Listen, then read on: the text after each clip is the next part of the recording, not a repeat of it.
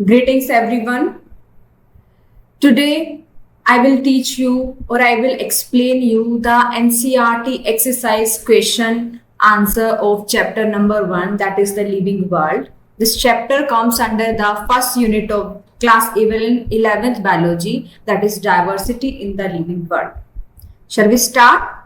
Okay. Now our first question is the total number of species that are known and described and degree of variation in life forms is called. कि जितनी total number of species हम जानते हैं जिनको describe किया है scientist ने, ठीक है, और उसके अंदर जितनी वेरिएशन है, वेरिएशन इन लाइफ फॉर्म्स का मतलब बेटा कि जितनी भी स्पीसीज हमें मिली है वो सारी वेराइटी है, वेरिएशन को शो करते हैं लाइफ फॉर्म्स की, तो उसको क्या कहेंगे? ये मैंने जब आपको चैप्टर पढ़ाया था बेटा तभी आपको ये चीज बता दी थी कि ये क्या होती है. So flora, biodiversity, systematics or biology. What will be the answer? Yes, our answer is biodiversity. Biodiversity मैंने आपको समझाया था, bio means living organism, diversity मतलब उनमें वेरिएशन. ये नाम ही हमें इंडिकेट कर रहा है कि यही इसका क्या है बेटा आंसर है. अगर मैं दूसरे ऑप्शंस की बात करूं तो फ्लोरा, फ्लोरा क्या होता है बेटा? फ्लोरा एक टर्म यूज करते हैं प्लांट्स के लिए. And what is systematics? Systematics क्या होती है बेटा? एक प्रोसेस होती है लिविंग ऑर्गेनिज्म को क्या करने की, क्लासिफाई करने की. पहले उसको आइडेंटिफाई करेंगे, उसको क्या करेंगे, उसका नॉमेनक्लेचर करेंगे, फिर उसको क्लासिफाई करेंगे, और जब उस लिविंग ऑर्गेनिज्म को दूसरे ऑर्गेनिज्म के साथ इवोल्यूशनरी जोड़ के बताएंगे तब उसको हम क्या बोलते हैं बेटा? Systematics. And what is biology? All students should know. Biology is the branch of science which deals with the study of living organisms. Come to the second. Our second question is Systema Nature was written by. Do you know Systema Nature is the name of a book which was written by, who will tell? Was Linus, Theophrastus, Aristotle, Bentham and Hooker. Who will tell me what is the answer? Answer was in the book only when I taught you. ठीक है, तो Systema Nature was written by Carolus Linus. ठीक है, बहुत ही clear words में लिखा हुआ था कि लिनस ने कौन सी बुक लिखी थी बेटा? Systema Nature. इसमें से सिस्टमैटिक्स वर्ड लिया गया था. अच्छा, थियोफ्रेस्टस कौन है? थियोफ्रेस्टस बेटा फादर ऑफ बॉटनी बोला जाता है थियोफ्रेस्टस को, ठीक है. और एरिस्टोटल को father of geology as well as father of biology बोला जाता है, ठीक है. एंड बेंथम एंड हुकर, ये दो साइंटिस्ट थे बेटा जिन्होंने एक सिस्टम ऑफ क्लासिफिकेशन दिया था जिसके बारे में हम नेक्स्ट चैप्टर में पढ़ेंगे, chapter number 2, that is the biological classification. Next our question is the study of different kinds of organisms, their diversities and the relationship among themselves is called. इसको हम क्या कहेंगे? कि डिफरेंट ऑर्गेनिज्म की study करना, उसकी लाइफ फॉर्म्स में variety को देखना और दूसरे ऑर्गेनिज्म के साथ उसके रिलेशनशिप को बताना, इस स्टडी को हम क्या कहेंगे बेटा? Is it biodiversity? Is it systematics? Is it flora? or is it ecology? Yes, it's very easy answer. Please answer it. Yes, the answer is systematics. इसे प्रीवियस क्वेश्चन में मैंने बहुत अच्छे से आपको एक्सप्लेन किया है सिस्टमैटिक्स, और सारी जो इंफॉर्मेशन मैंने आपको दी थी वो यहाँ फुलफिल हो रही है. जैसे कि study of different kind of organisms, their diversities, उसकी लाइफ फॉर्म में वेरिएशन और उसका रिलेशनशिप दूसरे लिविंग ऑर्गेनिजम्स के साथ, तो उसको बोलेंगे बेटा सिस्टमैटिक्स. ठीक है. यहाँ पे एक नई टर्म आई है इकोलॉजी. इकोलॉजी क्या होता है बेटा? The branch of science which deals with the study of interaction between living organism and its environment. That is called the ecology. ठीक है बेटा. Now fourth question is, as we go higher in taxonomic hierarchy, जब हम taxonomic hierarchy में down to up side जाते हैं तो क्या होता है? The number of common character increases, the number of common character decreases, the number of common character is unaffected, diversity in the characters decreases. तो यहां से आप बेटा दो जो ऑप्शंस हैं उनको आप इजीली निकाल लोगे कि ये गलत है और ये ठीक है। अगर मैं थर्ड की बात करूं, the number of common characters is unaffected, ये तो रॉन्ग ही है। Fourth, diversity in the character decreases, यहाँ पे डाइवर्सिटी की बात ही नहीं हो रही, यहाँ पे टेक्सोनॉमिक हिरार्की की बात हो रही है। तो मैंने आपकी सिर्फ दो ही बात बताई थी कि डाउन से अप जाएंगे तो number of common characters decrease होते हैं, और अप से डाउन आएंगे तो number of common characters increase होते हैं। तो what will the right answer? The right answer is the number of common characters decreases. जब हम स्पीसीज से किंगडम की तरफ जाते हैं तो कॉमन कैरेक्टर्स या फिर सिमिलर कैरेक्टर्स क्या होते हैं बेटा? डिक्रीज होते जाते हैं। Now come to the next. Our fifth question is the family that shares the same order along with Solanaceae is, ये पूछना चाह रहा है कि वो ऑर्डर बताओ जिसके साथ सोलेनेसी के साथ दूसरी फैमिली भी आती है। First option is Malvaceae, second option is Fabaceae, third option is Convolvulaceae, fourth option is Liliaceae. बेटा ये ना साफ साफ एनसीईआरटी में लिखा हुआ है, प्रॉपर एक लाइन लिखी हुई है कि सोलेनेसी और इनमें से चारों में से कोई एक जो फैमिली है वो सेम ऑर्डर में आती है। So think about it, answer it and check your understanding of your concept. So the right answer is Convolvulaceae. Solanaceae और कन्वॉल्वुलेसी जो है बेटा कौन सी ऑर्डर में आती है? पॉलीमोनियल्स ऑर्डर में आती है बेटा सोलेनेसी एंड कन्वॉल्वुलेसी।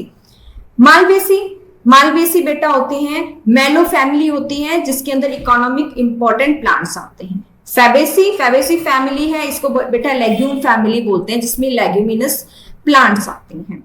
ठीक है। लिलिएसी को लिली फैमिली बोलते हैं जिसके अंदर कुछ मोनोकोट्स आते हैं। ठीक है, तो our answer is option number third. Come to the next question is Mangifera belongs to the order. Mangifera कौन से ऑर्डर से बिलोंग करता है?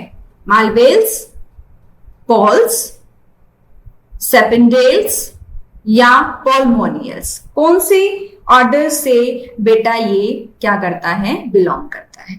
मैंने आपको चैप्टर पढ़ाते टाइम एक बात बताई थी कि जब हम ऑर्डर में कैरेक्टर्स को स्टडी करते हैं ना तो हम फ्लोरल कैरेक्टर्स को स्टडी करते हैं। फ्लावर कैरेक्टर्स ही देख के हम देखते हैं कि कितने जो लिविंग ऑर्गेनिज्म है वो सिमिलर है और डिफरेंट है। So tell me the answer. Yes, so the answer is Sapindales. क्या बेटा? सेपेंडेल्स। ठीक है। जो मालवेल्स है बेटा ये ऑर्डर है डाइकोट्स का। पॉल्स है बेटा इसके अंदर मोनोकोट्स प्लांट्स आते हैं जैसे ग्रासेस, राइस, मेज, सोरगम। ठीक है। और बेटा पॉलीमोनियल्स के अंदर आते हैं, वही मैंने आपको बताया था, अब लास्ट स्लाइड में मैंने आपको बताया है, कॉन्वुलेसी और मालवेसी। ठीक है। The next question is find the correct pair of plants belong to same genus but different species. Genus same होना चाहिए, स्पीसीज अलग होनी चाहिए। Brinjal tomato, tomato potato, potato brinjal tomato और potato sweet potato. So what will be the answer? ये answer करने के लिए बेटा आपको potato, tomato, brinjal, sweet potato चारों के साइंटिफिक नेम पता होने चाहिए, because in scientific name there is genus and species. और उसको देखने के बाद आप इजीली बता सकते हो कि किसका सेम जीनस है लेकिन डिफरेंट स्पीसीज है। तो अगर मैं बताऊं आपको तो ब्रिंजल का जो साइंटिफिक नेम होता है वो होता है सोलेनम मेलांजिना। टोमेटो का साइंटिफिक नेम होता है सोलेनम लाइकोपर्सिकम। और पोटैटो का जो साइंटिफिक नेम होता है बेटा वो होता है सोलेनम ट्यूब्रोसम। ठीक है। तो तीनों में कौन सा जीनस आया बेटा? Solanum. So what will be the answer? The answer is third, that is potato, brinjal and tomato. Sweet potato का साइंटिफिक नेम क्या होगा बेटा? इसका नाम होगा इपोमिया बटाटास। Ipomoea batatas. ठीक है। तो इसका जीनस क्या हो गया? डिफरेंट हो गया। So our correct answer will be option number third. Come to the next question. Next question is find the genus which does not come under Solanaceae। उस जीनस का नाम बताइए बेटा जो सोलेनेसी फैमिली के अंदर नहीं आता है। Solanum, Nicotiana, Mangifera, and Datura. So what will be the answer? The answer will be Mangifera. Mangifera genus बेटा Solanaceae के अंदर नहीं आता है. इसकी फैमिली होती है Anacardiaceae. Mangifera की जो फैमिली होती है बेटा वो होती है Anacardiaceae. लेकिन Solanum, Nicotiana, Datura इनकी फैमिली होती है बेटा Solanaceae. Come to the next. If two organisms are members of the same genus, they need not also be members of the same. अगर दो ऑर्गेनिज्म एक ही जीनस के अंदर आते हैं, यानी कि यहाँ स्पीसीज की बात हो रही है, they need not also be members of the same but species, kingdom, order और class. Think about it and answer it. I am giving to you some time. Yes, so what will be the answer? Species. ठीक है.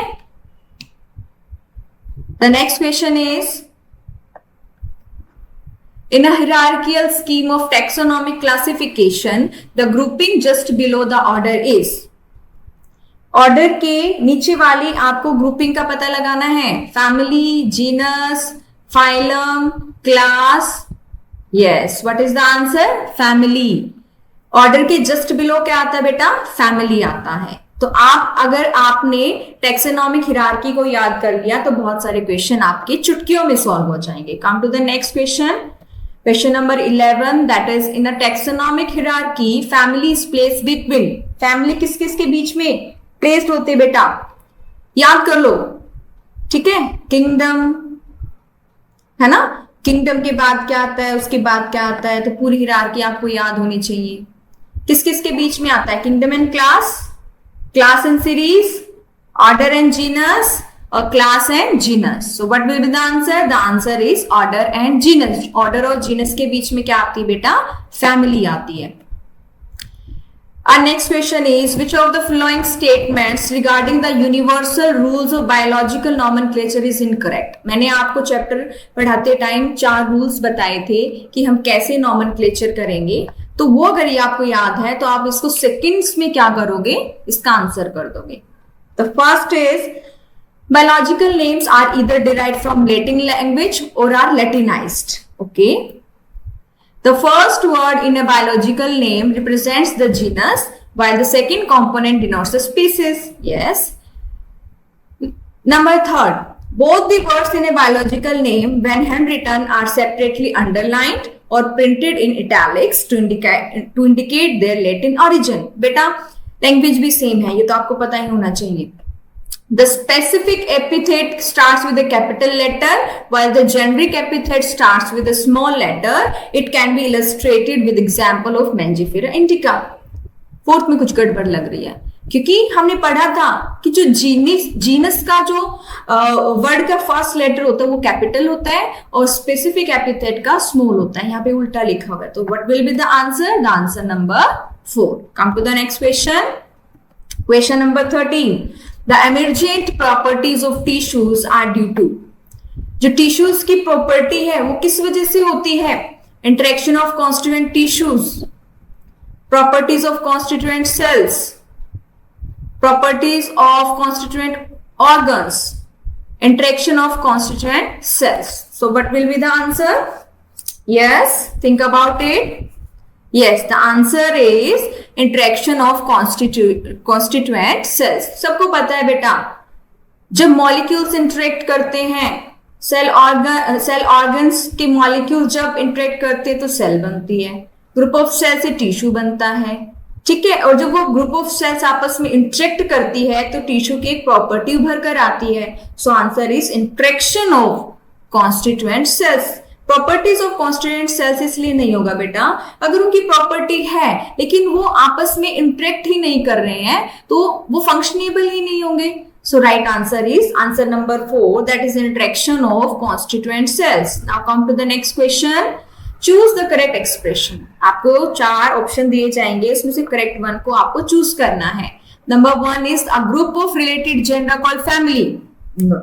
Yes, think about it. A group of related species called division. A group of related family is called class. A group of related order is called genus. So what will be the answer? The answer number 1, the group of related genera is family. Group of related species को क्या कहते हैं? Genus बोलते हैं ना बेटा. And group of related families को order बोलते हैं. समझ में आया? The next question is lowest and highest taxonomic category are respectively. Hierarchy के अंदर सबसे टॉप मोस्ट पे होता है किंगडम और लोअर मोस्ट पे होती है species. So you tell me the answer. It's very simple, it's very easy. So right answer is species and kingdom. ठीक है, यहाँ रिस्पेक्टिवली वर्ड लिखा गया बेटा क्वेश्चन में, तो हमें लोवेस्ट वाला पहले बताना पड़ेगा. ठीक है, इसमें तो चलो दे नहीं रखा, लेकिन कंफ्यूज करने के लिए आपको एक ऑप्शन में किंगडम एंड स्पीसीज भी दे सकते हैं, तो बहुत विजिलेंटली आपको इसका आंसर करना है. Come to the next question. ICBN stands for. मैंने आपको कहा था ये क्वेश्चन बेटा बनेगा. ठीक है, क्वेश्चन ऑफ द एग्जाम कि आईसीबीएन की फुल फॉर्म बताओ, आईसीजेडएन की फुल फॉर्म बताओ. अभी आ गया ये, तो इसकी फुल फॉर्म क्या होगी बेटा? Indian congress of biological names, international congress of biological names, Indian code of botanical nomenclature और international code of botanical nomenclature. ये तो आपको पता ही होना चाहिए. Right answer is international code of botanical nomenclature. Very good. Now come to the next question, that is mango and wheat belong to division A and subdivision B, A and B respectively. Mango और wheat दो plant है बेटा. ठीक है, यहाँ division हमने बेटा किस चीज के लिए यूज किया गया है? फाइलम के लिए यूज किया गया है. फाइलम वर्ड हम करते हैं एनिमल्स के लिए यूज और डिवीजन यूज करते हैं बेटा प्लांट्स के लिए. तो मैंगो और व्हीट दोनों का आपको डिवीजन ए बताना है और सब डिवीजन बी बताना है. यानी कि एक तरीके से डिवीजन और सब डिवीजन, जैसे फाइलम और सब फाइलम होता है वैसे डिवीजन सब डिवीजन आएंगे दोनों डिवीजन में, लेकिन सब डिवीजन डिवीजन से नीचे वाली क्या होगी? आपकी टैक्सोनॉमिक कैटेगरी होगी. तो मैंगो और व्हीट किस में आते हैं? ऑप्शंस देखते हैं. Spermatophyta and angiosperms, angiosperms and spermatophyta, angiosperms and order, angiosperms and sapindales. अब यहीं पे वही चीज आ गई बेटा जो लास्ट क्वेश्चन में मैंने आपको बताई थी, कंफ्यूज क्रिएट करने के लिए. हमारे पास फर्स्ट 2 ऑप्शंस जो हैं उसमें सिर्फ क्या है बेटा? पोजीशन चेंज कर दी गई है. अब आपको दिमाग लगा के क्या करना है? इसका आंसर करना है. Yes, think about it. Yes, so the right answer is spermatophyta and angiosperms. दोनों प्लांट स्पर्मेटोफाइटा डिवीजन के अंदर आते हैं. स्पर्मेटोफाइटा क्या होता है बेटा? Seed bearing plant. Spermatophyta, phyta means plant, spermatophyte. ठीक है, स्पर्मेटोफाइट जो स्पोर्स बनाते हैं फिर आगे सीड्स बनाते हैं. तो इस तरीके से आप इसको याद रख सकते हो. और इनकी सब डिवीजन होगी बेटा एंजियोस्पर्म्स. और एंजियोस्पर्म्स क्या होते हैं? Yes, flower bearing plants. Now come to the next. Choose the correct sequence of taxons from the following in animal classification. Sequence बताना बेटा. Just read it and answer it. It should take few seconds to answer. और उससे आप अपने आप को evaluate भी कर सकते हो कि आपकी कितनी अंडरस्टैंडिंग है इस चैप्टर की और आपने कितने अच्छे से पढ़ा है. Yes, first class division family. Class के बाद डिवीजन तो नहीं आती, ये गलत हो गया. Second phylum kingdom, no kingdom पहले आता है, ये भी गलत हो गया. ठीक है, फिर थर्ड है phylum, order, family, genus, species. तो right answer is third. Fourth में देखो किंगडम के बाद क्लास नहीं, ऐसे तो नहीं होता है. तो our answer is phylum, order, family, genus and species. Come to the next. Yes, now all the objective question answer are done. So today is enough. Tomorrow we will start with NCERT question answer. Till then, keep studying, keep growing.